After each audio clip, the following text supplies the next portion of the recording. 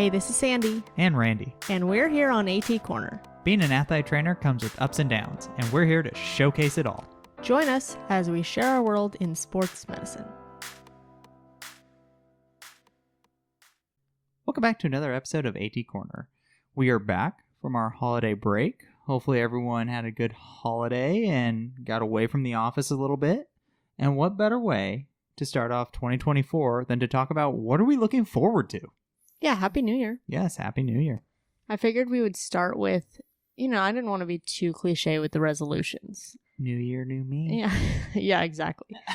But I did want to start off the year with some things that we're looking forward to, because I know we have a lot to look forward to. We do. And our listeners have a lot to look forward to. For sure. So I asked on our Instagram story questions kind of what changes we want to make this year. Nice. Because it's not just about the people who are getting started in their career, but like, how do you keep a job that you've been in for a long time? Like, how do you keep that fresh? Ooh, I was literally just thinking that. How do you keep it fresh? Mm-hmm. So just kind of before we jump into that, though, I did want to kind of go a little overview of some of the things that we did put into this episode. I put in some changes for this year. I also put in 10 years ago, did you expect to be where you are now? That's a good one. I like that one. Yeah, it's kind of funny, and I'm not going to go into it, obviously, right now, because we're going to go into it later, but there's a certain expectation, I think, that we feel like we have to figure it all out right now. Yes.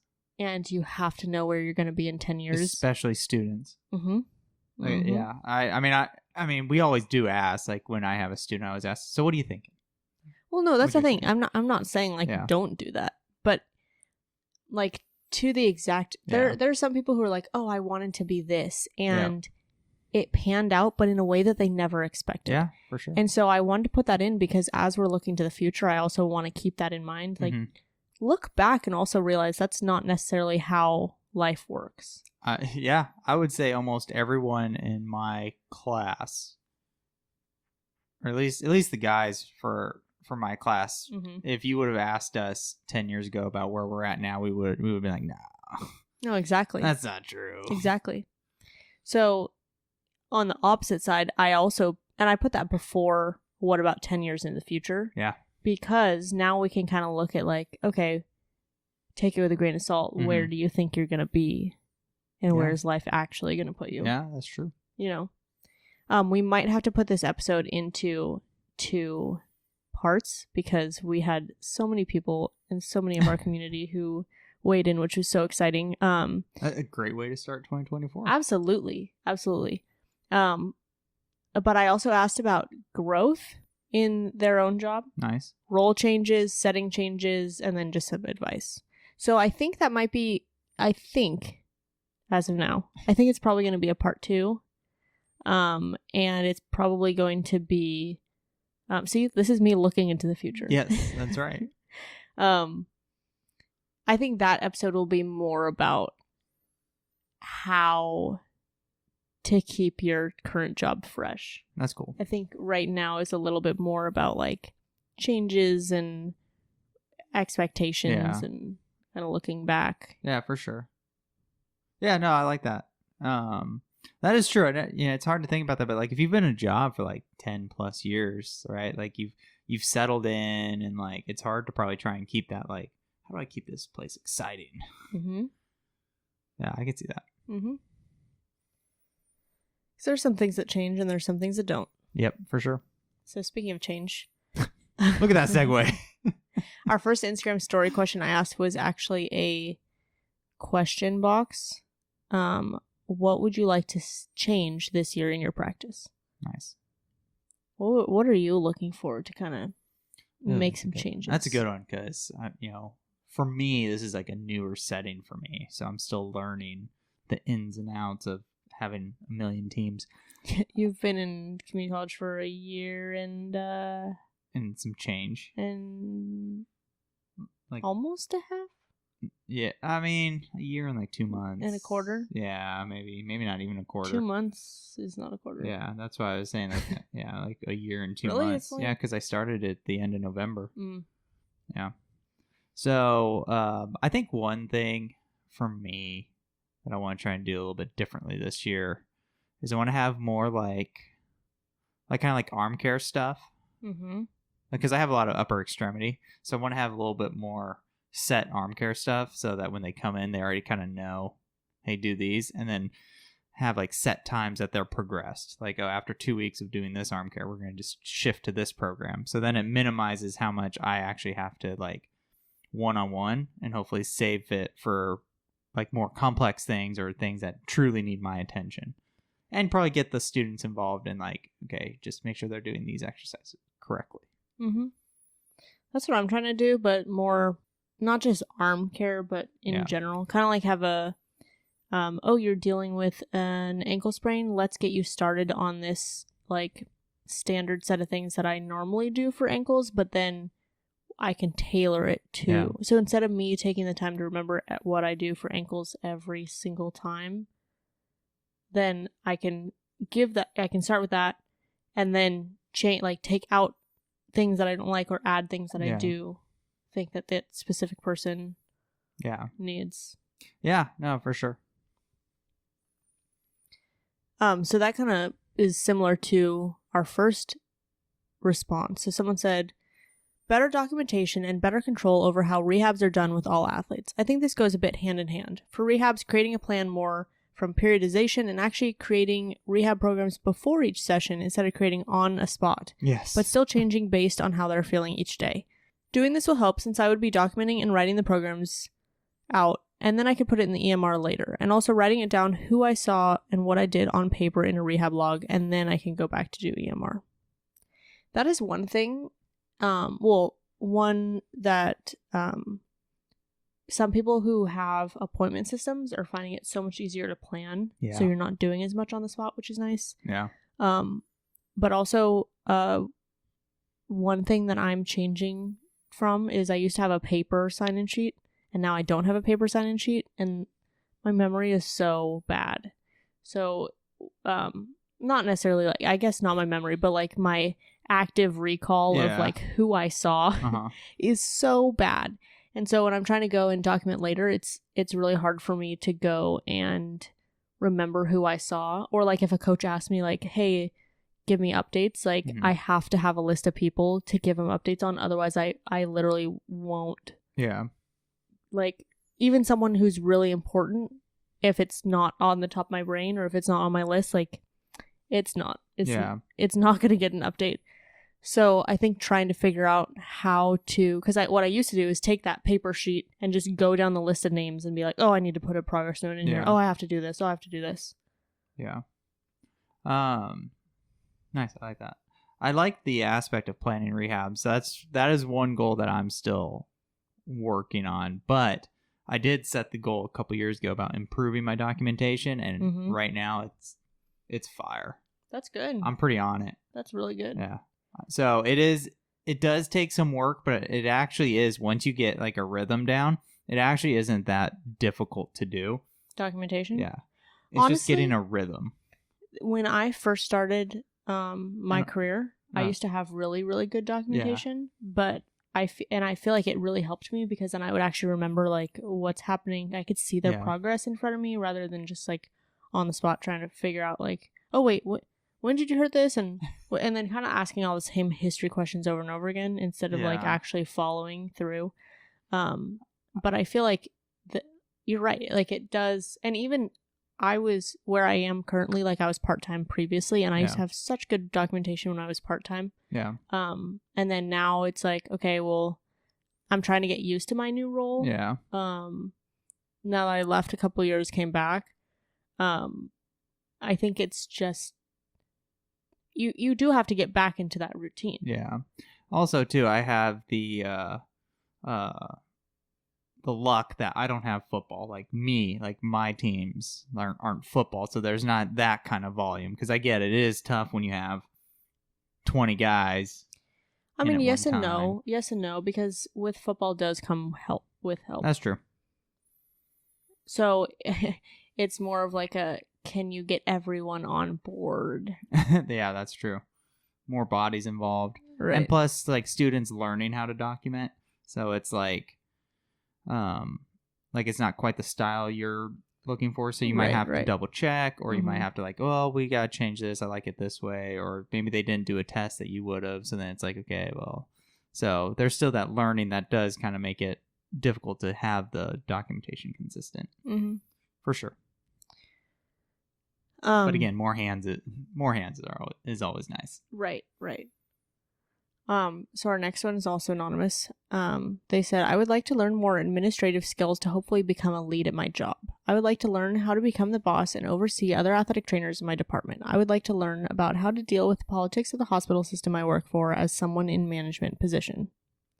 It's a good goal. Okay, so I really liked this one because I feel like you can't just step into a boss position. It's true. Think of how many people don't like the way that things are run. And how those people have maybe gotten to those positions. Yeah.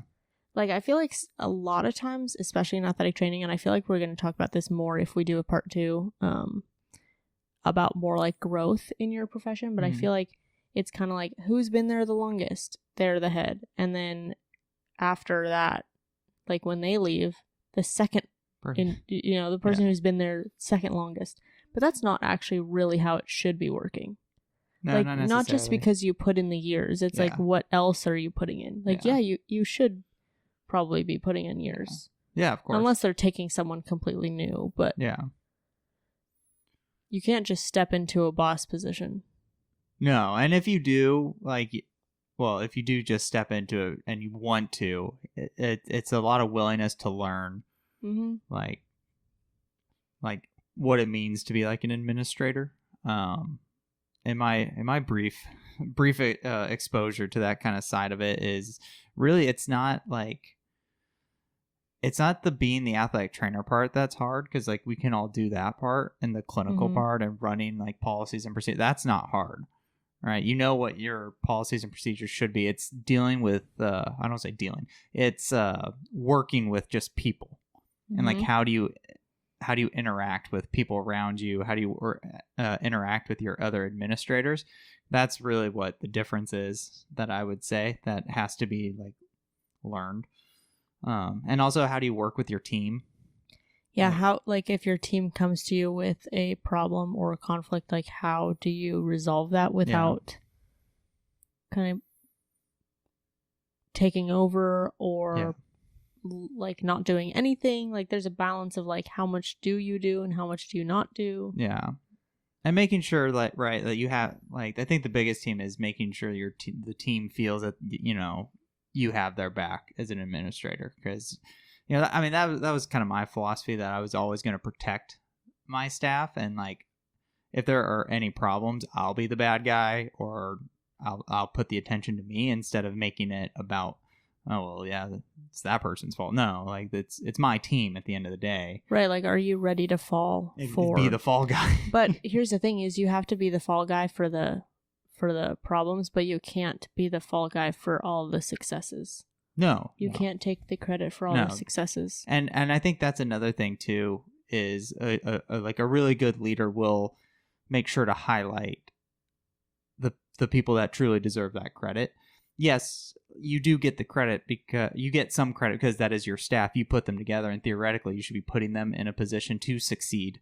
But you can't just come out and say that. You can't be like, I did that. No, celebrate your staff, because that's what they want. They know the work that they did, and they should be celebrated for that. So I think that's the biggest thing when you're learning administration. I think you're going to like this next one. All right. So this one's by Meghan M. I would like to change medical needs being a forethought instead of an afterthought. I'm head of medical for a pro rugby team, so this is something I do. I've done it in other settings as well, but it's working here well because of rules. I basically am learning the art of saying no. That is an art for sure. It's not easy, and they get frustrated with me at times, but I find it worth it. Think of how often we get frustrated with them. A little bit of them experiencing that is needed for growth and change of mindset. I'm a big believer that we shouldn't complain about something we aren't willing to speak up and take action about. Yes, that's true. I feel like I I've never heard it put this way, Yeah. and I kind of really like the way that she wrote this. Mhm. Is I feel like, and I try to instill this with my students, is when I find that they have like people pleasing tendencies. Mm-hmm. This is not a people pleasing job. No, absolutely not a people pleasing job. And I think I really like how Meghan said that. Think of all the times that we get frustrated with them. Mm-hmm. And I don't think that, like, even my absolute favorite coach that I've ever had, there were so many times I was frustrated with him. And he is still my favorite coach. Yeah. He is still my favorite coach. And I can relate that there are probably times that we have made coaches really frustrated. Think about how many times like we talk about coaches negatively. Yeah. I don't think that it necessarily reflects, like, yeah, it does add up, but I don't think that it adds up in the way that we think that it does. Mm-hmm. Yeah, no, I agree with that.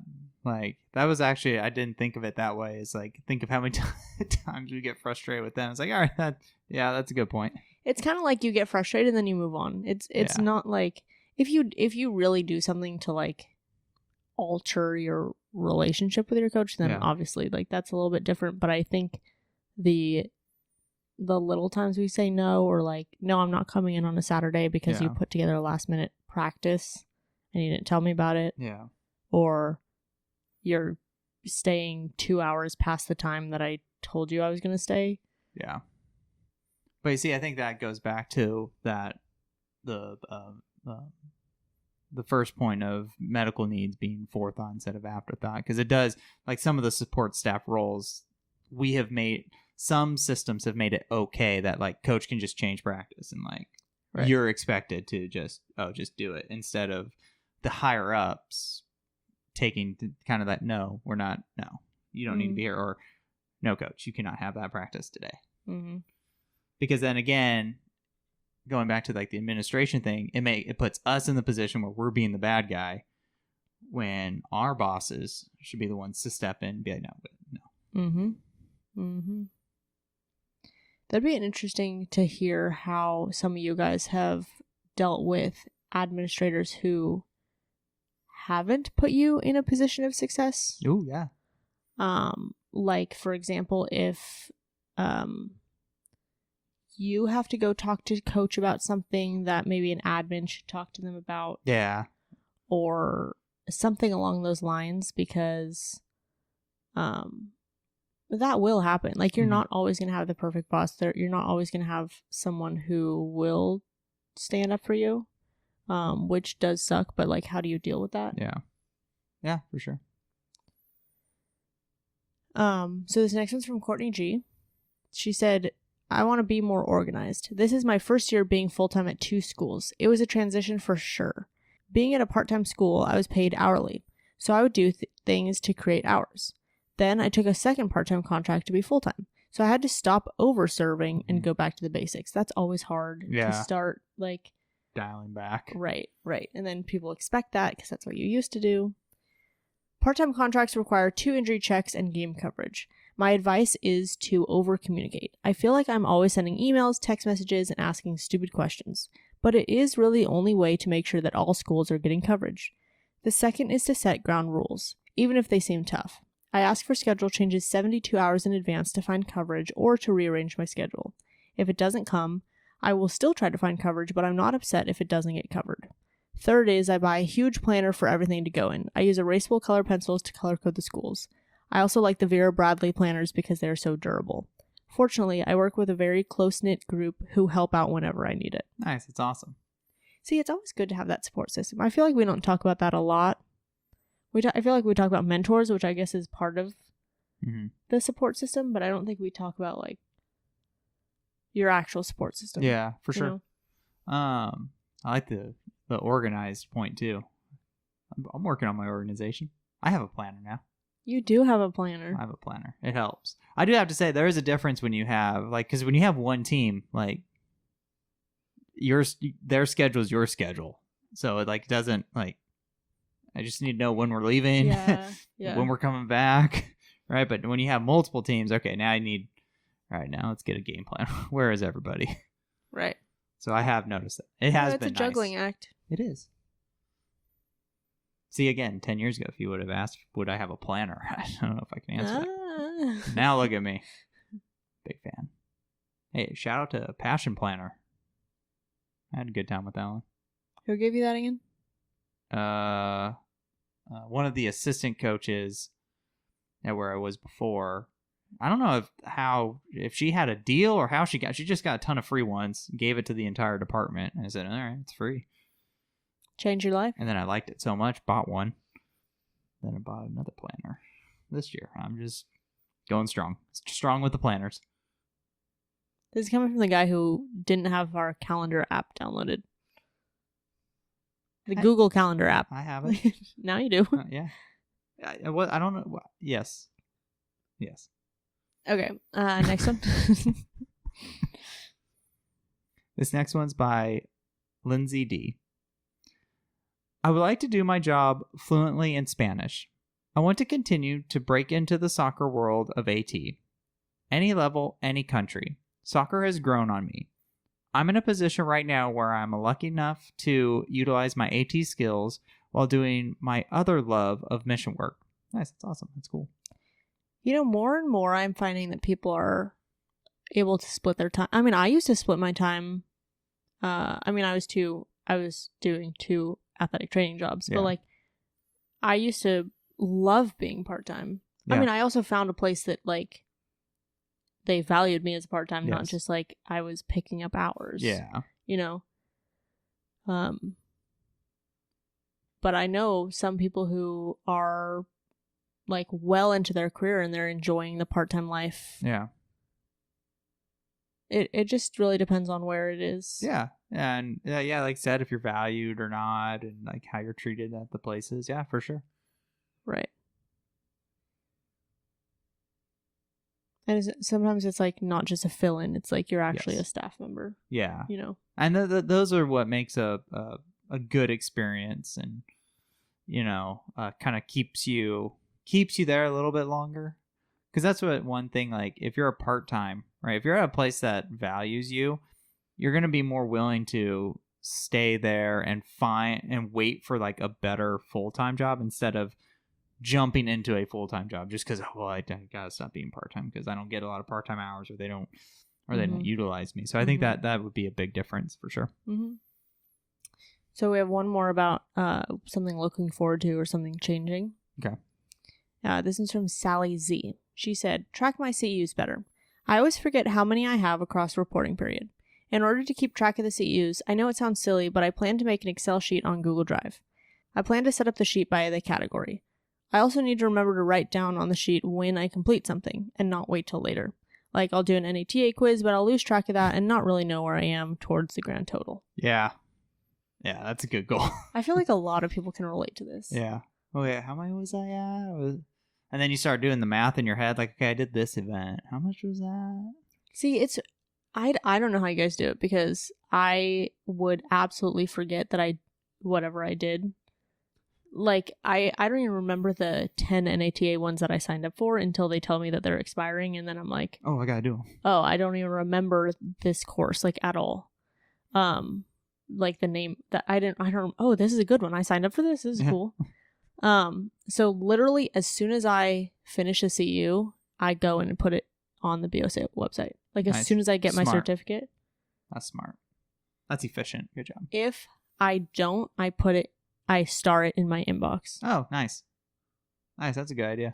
Because otherwise it will be gone in the abyss of gone. Just gone. Yeah. Didn't happen.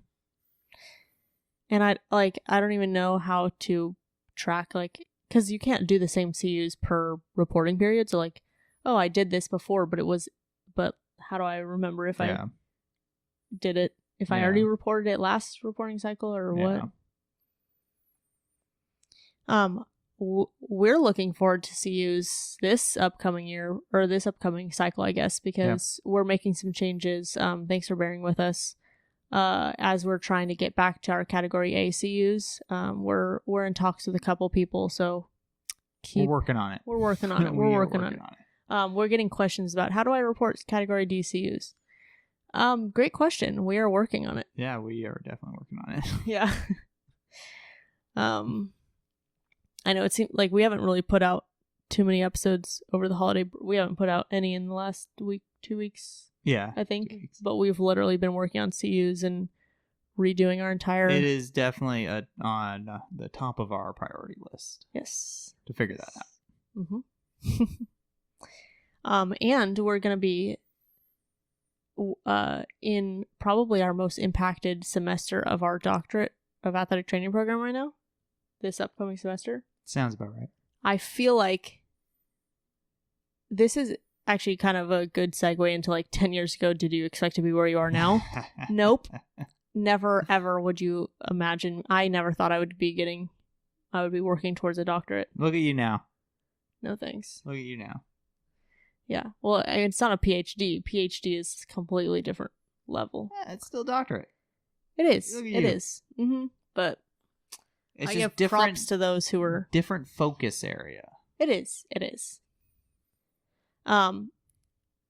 So I actually do have numbers for these polls. Okay. I asked 10 years ago, did you expect to be where you are now? Actually, yes. Okay. Got 12%. Okay. Only 12% of the time in our community did people's expectations from 10 years ago pan out. Okay. Kind of was 26%, and not at all was 62%. I didn't expect such an extreme. Like, I thought kind of was going to be more like the 62%, but no. 62% is a great majority, too. It's not like just like... It's a solid majority. Right, that's what I'm saying. Like, not at all is extreme. Yeah. I mean, I could definitely say I'd be a part of that 62%. Well, I mean, you're still an athletic trainer in a college setting. Yeah. That's true. I guess maybe the kind of. Yeah. It's not quite. Well, but I was pretty like solid on like, no, I'm staying 4 year. 10 years ago, I was just finding out about athletic training, and I didn't even know what settings you could be in yet, other than the D3. Yeah. So like, I knew when I first started, I wanted to be in sports and like traditional sports, and then when I like found out that I could actually like take this more, I wanted to be in performing arts. Yeah. And I thought that there was none in performing arts at all because I didn't know about them. Yeah.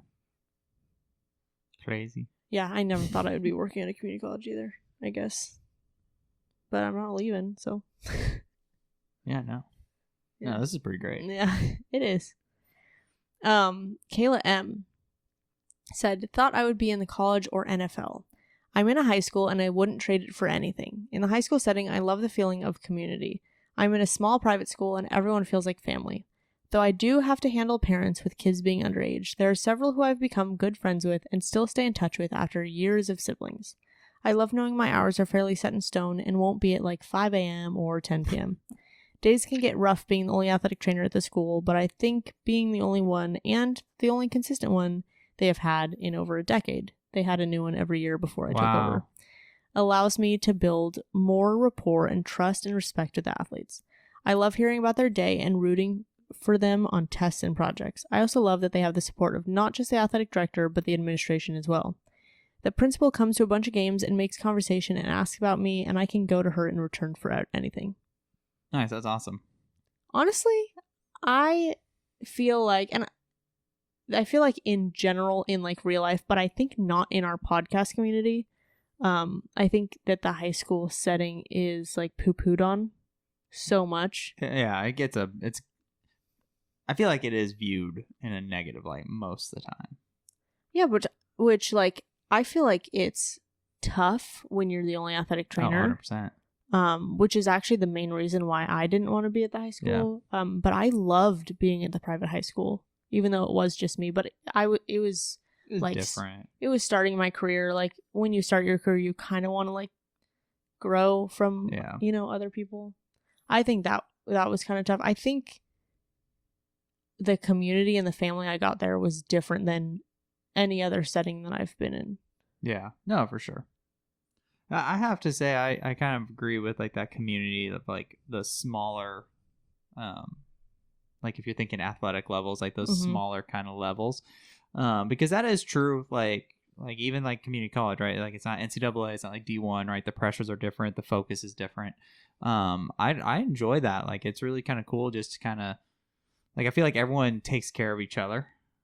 Like multiple times I've had teams come in, like my teams, like their coaches, like, oh, we have snacks. If you want snacks, go ahead. Or like it's a little like we're doing like a little tournament. Oh, like I brought this, like just for like the support staff. I'm like, that's like really cool. You don't really necessarily get that at like those quote unquote higher athletic levels. Like it's a little bit of a different vibe.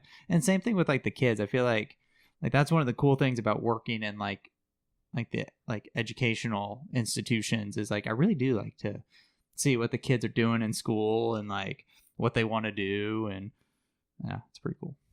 Yeah, I really like that. And actually now it's kind of funny because when I was at the community college, I had some of my, or when I was at the high school, I had some of my athletes who obviously were going through school and now they're in college. And so like 4 years later, now I'm like at the community college and I'm going to, you know, travel with different football or like with my football team to different football programs. Yeah. And I am still seeing some of my high school athletes. That's cool. Who are like transferring to different colleges. Yeah, that's cool. Another one thing though, on the flip side of that like is different is like the compliance for some, like at these like, again, quote unquote, like lower athletic levels, it has to be a little more like they have to be a little more motivated, I've noticed, like to come in or want to get better. Whereas like at like the higher levels, I just remember there were sometimes like, hey, if a kid wasn't coming in, most of the time I just told the coach, and for sure that next day they were coming in. Whereas here, I think it's like, again, like the kind of high school, community college, maybe like smaller, like D2, D3, or it's a little more like, hey, the kids got to kind of be a little more bought in compared to like, well, coach is making me come in here. Right. Thing. I've noticed that. I don't know. My coaches make my kids come in. That's nice. I also feel like, I mean, I don't know about you, but we get a lot of athletes who are trying to go D1, D2. I think it's tough for this, like the sports that I work, we are definitely, a few of them are competitive, like the programs themselves, which means we are going to have some that are going to transfer. But what I have noticed, a lot of my athletes, this is kind of, I don't want to say the end of the road, like it's a bad thing, but like a lot of them, like they don't necessarily want to play highly competitive after this setting, which again, that's totally fine. Right? They are ready to focus on like, hey, I'm ready to just go into what I'm passionate about, and athletics is not necessarily that part of it. Right. So that is true. That is another kind of big difference that I see too. Like the ones that are kind of like game planning, like, hey, I want to compete at a competitive level going forward. They have that kind of mindset. But yeah, I don't, again, like you said, like I don't have necessarily a ton of those athletes that have that in mind. So that does play a role too. Yeah, I could see that. So honestly, I'm looking through these answers, and I think most of them are actually people who wanted to be in the high school setting. Oh, that's cool. We have 1, 2, 3. I think 3 or 4 more that wanted to be in high school, which kind of makes sense because that's usually where people find out about athletic training. Yeah, that's what I've noticed, and like it's really cool talking to those people that do want to be in high school. A lot of time, or not a lot of times, but there's times that it's like, oh, I want to go back to like my high school. I was like, oh, that's kind of a cool thing. So when I was in high school, we didn't have an athletic trainer.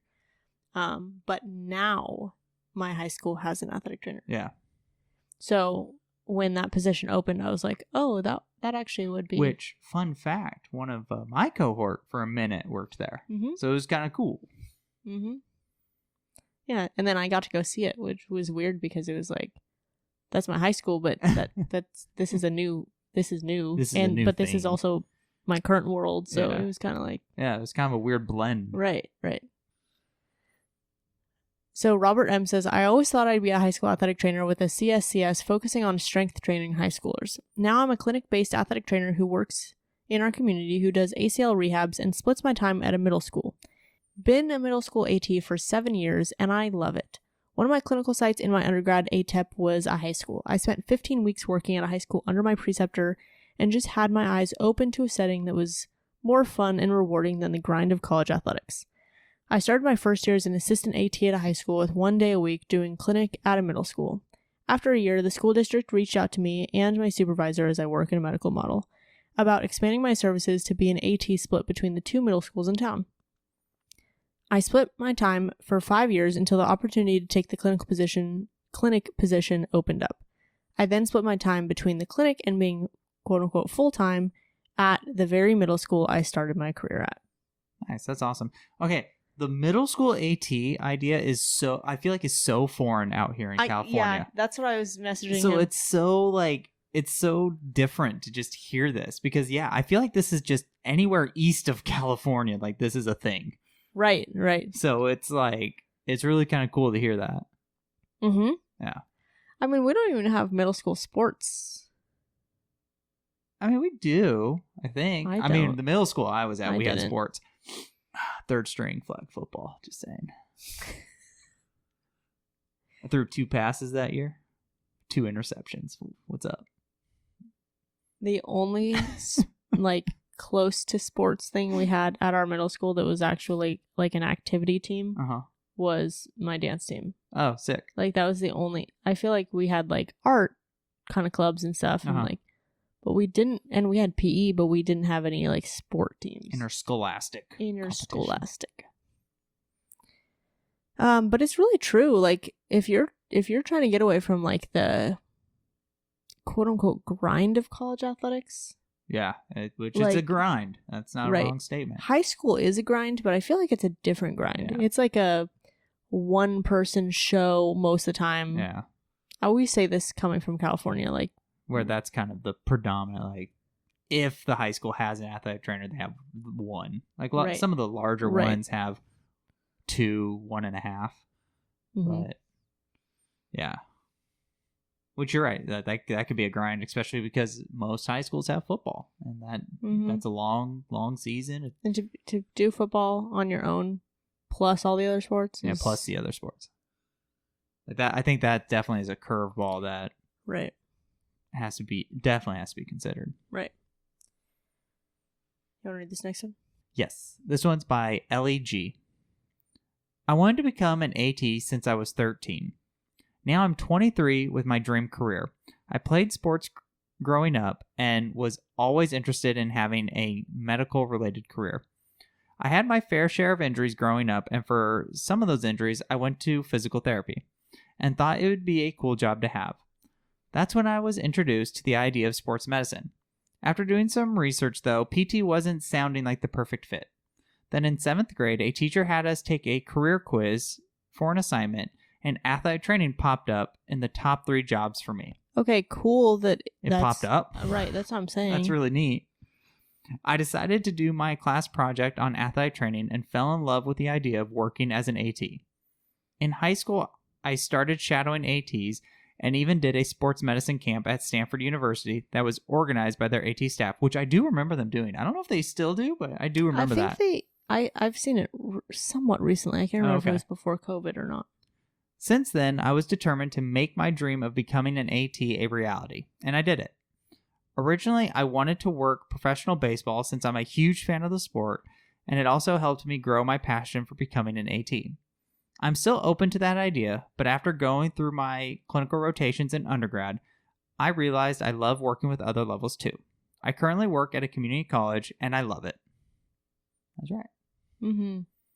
Isn't it just cool? Like, this really goes back to our episode about how people found AT and like their journeys, their AT journeys to getting here. Yeah. I think, honestly, that's one of my favorite episodes. It's just so cool to see how other people kind of found their way and definitely what stuck and what they expected and Yeah, what for sure. happened. Yeah, for sure. Yeah, for sure. But it just goes back to like, you really can't, you can have an idea, but I always tell my students when we ask like, oh, what kind of setting are you looking forward to? When they say, I'm kind of open, I don't really know yet, I always tell them that is the best position to be. Yeah, it's true. You never know what opportunity is going to come your way. And if you're closed-minded to it, it's just, you might miss it. Hey, you just got to take it all in. Take your rotations in, see what you like, see what you don't like. Mm-hmm. Right?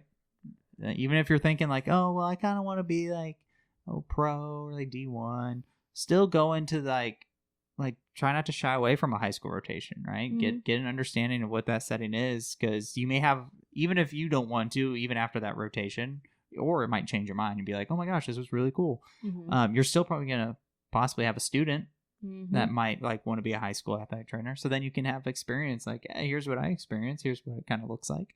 Mm-hmm. So it says, I wanted to be an ortho surgeon with a background in AT, but I loved AT too much to give it up for a pay increase and only 15 minutes with my patients. Now I'm getting a PhD to teach future ATs. I ended up a doctor either way. But despite leading a more academic career, my fiance is a firefighter with 24-hour shifts and is not conducive to a happy home life. I always wanted to be involved in practicing AT. I can't let my skills get rusty. I want to keep up with per diem for sure, but I'm also applying with USA Wrestling as well. I've worked their 16U and juniors national tournament. Last summer, we had 7,500 athletes over 10-ish days with 20 medical staff. I love working wrestling, and if I could travel overseas, work, and then come back and pick up with my life, that would be ideal, at least until we start a family. My tips for ATs who want to get their PhD. Don't get it just because. My PhD is the most intense thing I have ever done, and my master's was a cakewalk compared to my PhD. If you want to pursue a PhD, make sure there's a good reason. If you do pursue your PhD, make sure you find an advisor who aligns with your research interests. I picked mine because she was my master's advisor, and she knew my experience levels and capabilities. Our research interests do not align, and it made things infinitely more challenging than necessary. Oof, that is tough. Mm-hmm. That is tough. Mm-hmm. I like this also because we found someone who likes working wrestling, and I know they're out there. Yeah, they are out there. 100%. I used to work a lot of wrestling my first year. A lot of wrestling. And it just wasn't for me. No, I'm good. You can have it, Sophia. Yeah, I don't need that. When you walk the minute for sure that I knew, I mean, I pretty much knew early on that I don't really want to work wrestling, but the minute I really knew was when you walk in the wrestling room and you actually feel the air. Yeah, I was out. I mean, I did work with like a lot of kids, so I feel like it wasn't different. It was a lot different, but I feel like the environment for me was really tough. Yeah. For like I didn't like how, I know football's a violent sport, but I feel like sometimes I don't want to say the violence of wrestling, like it is violent, but I feel like it's a different kind of violent. Like it just, it's strategic violence. It is. That's a good way to put it. I think one of my favorite memories of helping with wrestling was when I was a student. You know, again, this was actually at the high school rotation. You know, there was a wrestling match and I was helping out, and one of our guys was cramping. Mm-hmm. Right, so I grabbed some water, had the water in the cup, and someone bumped into me as they were kind of finishing up, and I spilled water on the mat. So it basically was a Jason Kidd situation, like if you remember in the NBA where he asked someone to bump him so it would extend the time of the timeout because you have to clean it up, right? Except for I didn't do it on purpose. Like literally someone just bumped into me. I spilled the water. And then I felt bad because I was like, oh my gosh, like that delayed it. Right. Delayed the match and all that stuff. And the AT was like, dude, that was smart. I was like, yeah. Yep. I totally did that on purpose. Yeah, I know what I'm doing here. You want to get these last two stories in for this episode? Yes. Real quick? Okay, so the next two are actually about high school. Nice. This one's by Dom C. 10 years ago, I graduated high school and went to Towson University. This was the school and program that my high school athletic trainer graduated from, and I interned with her my junior and senior year during high school. I got very lucky to have such a great high school athletic trainer that showed me how the profession is and inspired me to become an AT myself. Shout out to Katie. I think about it all the time, mostly when I talk with my athletes now about what they want to do after high school, even if it's not athletic training. I always appreciated how Katie was able to be so positive about the career and willing to help me learn about it. I try to keep the same energy with my collegiate athletic training students and high school athletes that are just interested. Mm-hmm. She was my first interaction with an AT and helped me through a few minor injuries through high school. I remember thinking how cool it was that she could work with our football program and then turn around and work with our soccer teams and other sports. The variety of the high school setting really interested me, so I think that's what has kept me there. I do see myself here in the future. The school system I work for just made us full-time school system employees this past year. That's awesome. That's really cool. Mm-hmm. We were previously contracted employees from local PT clinics. I'm excited to see how my position and responsibilities can continue to change because we are in such a time of change with the new positions. I think continuation of care and programming over the summer breaks / off season and throughout the entire school year will improve outcomes for the athletes. Hopefully I get to stay involved with all my teams and athletes and can help out a few more kids than I was before. That's true. So I was talking with one of my coworkers, and we were talking about the Enneagram, which I know early episodes we talk about the Enneagram a lot. We did. Because I'm still obsessed with it. It's basically, if you don't know what it is, it's a personality test, but it's not your outward personality. Like, I can't look at you and be like, oh, you are this Enneagram type 1 through 9. It's actually more what motivates you. So I give it to all my students when they first come in. Not what, it is what motivates you, but also like what makes you make the decisions that you make. Mm-hmm. So like, for example, like if you see the world black and white, or if you avoid negativity, or if you avoid conflict, or if you are success driven, or like what kind of makes you you. Yeah. And how you see the world and how you see different situations. Yeah. So I really like that because I can use it with my students to try to figure out like how do I need to interact with them.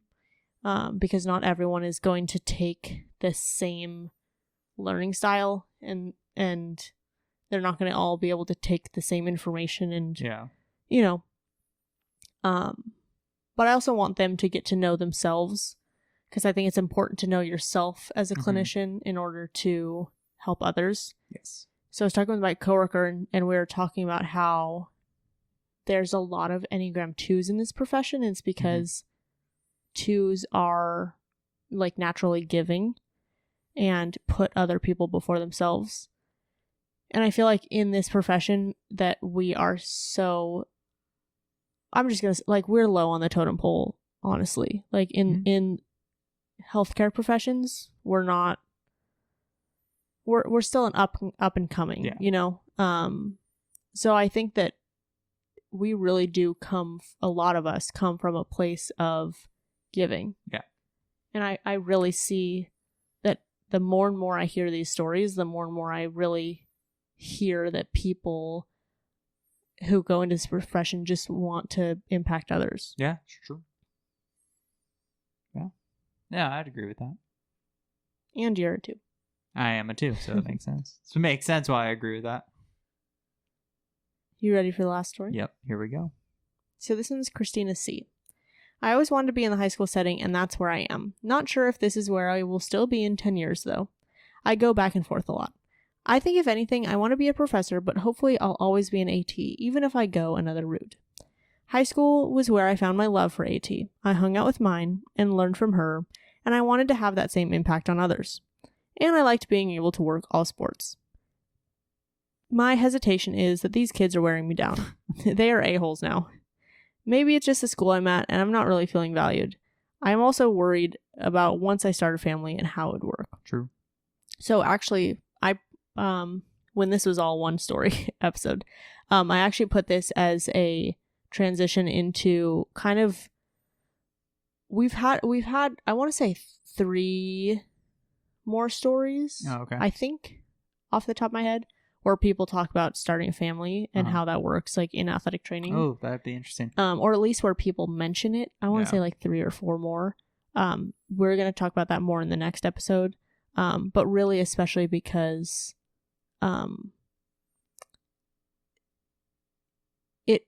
there is so much to that. Yeah. And the profession is changing, but it's going to change fast enough for people now, you know? But this is really cool because I just like seeing the dynamic nature of it. Like, people did, like, where did they see they were going? And they got there. Now what? Is it what you thought it was? Right. So I hope this kind of leaves you guys with, like, an idea of, or like self-reflection. I heard this stat the other day, I don't know how true it is, that only 10 to 15% of people actually sit down and do self-reflection. Interesting. Which is really low. Yeah, that is. But anyway, I don't know in what context or what, but I hope this helps you guys do a little bit of self-reflection and kind of realize what you have to look forward to, because there's a lot. There are a lot, for sure. So if you guys like this episode, we do every other episode as education or stories. This one was a story episode, and we are going to continue it in our story episode in 2 weeks. But next week, we're going back to our education episode, which will be on... we're going to be looking at, like, performance testing. So, like return to play stuff, like hop testing and stuff like that. Oh, sweet. Yeah. So stay tuned for that, and then stay tuned for part 2 of this episode. If you guys are interested in submitting a story for a future episode or a future topic, which we are looking for, go ahead and go to our Instagram at atcornerpodcast or to our email at atcornerds@gmail.com. And I think that's kind of all my fine print. Yeah, that's perfect. Thank you for helping us showcase athletic training behind the tape. Bye.